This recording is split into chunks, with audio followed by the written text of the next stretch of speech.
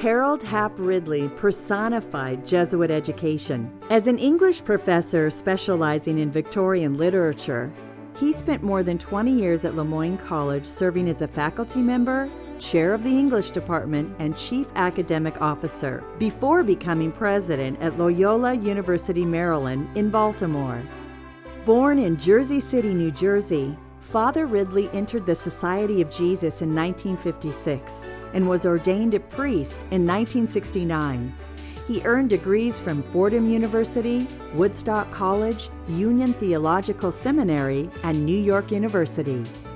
I came from Wernersville, which was our novitiate and junior rate, and Hap came from Plattsburgh, where we had a novitiate and junior rate. So we met the first time in philosophy, and I have no idea why, but we just hit it off. And our friendship developed from then. We've always been very, very close friends. Father Ridley and Father Nash, were my first Jesuit mentors at Moyne. He was a colorful figure. He was a terrific educator.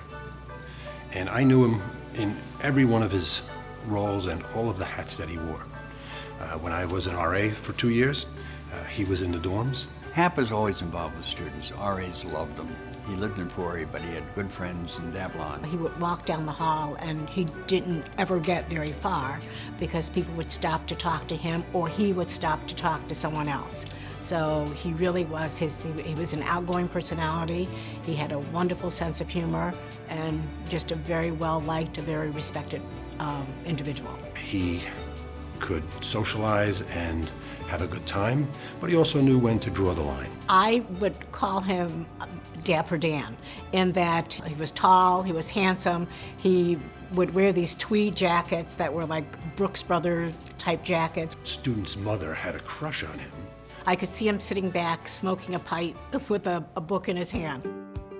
He liked it here, and he liked people. He challenged people. He was tough.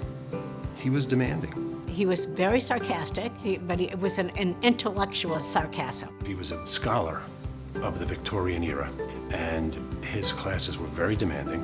He expected your best work. He wanted his students to be critical thinkers.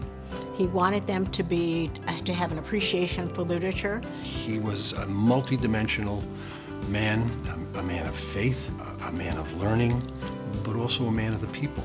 They're not making a lot of those. He broke the mold. So he was an incredibly good human being.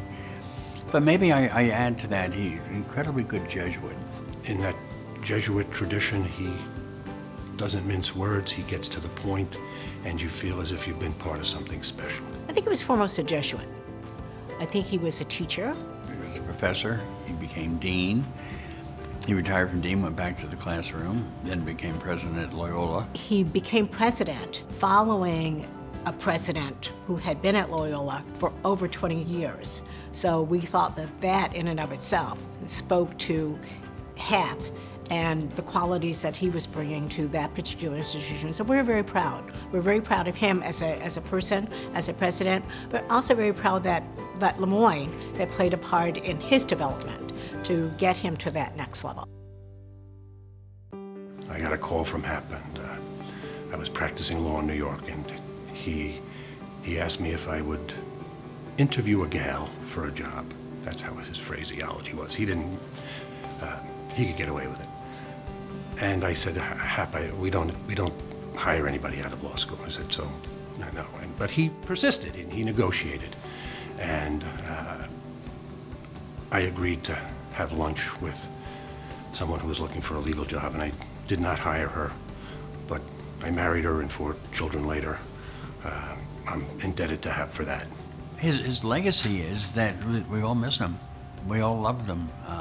He did so much for everybody. I think that he would like to be remembered through us, his students who in the classrooms, but those of us who had the privilege of learning from him and working with him.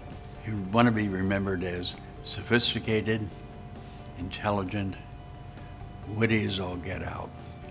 A man who just loved people and enjoyed being with them. Oh, I think his presence is still felt here. So you're with him and you're always part of that.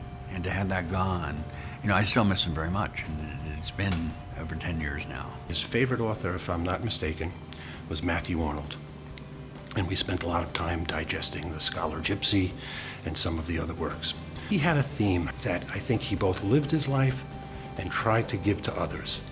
And it comes from Matthew Arnold. It's from a poem called To a Friend. And the last stanza goes, "My special thanks, whose even-balanced soul, from first youth tested up to extreme old age, business could not make dull nor passion wild, who saw life steadily and saw it whole." That's what Hap wanted everyone to do. See life steadily and to see it whole. So, Hap, thanks.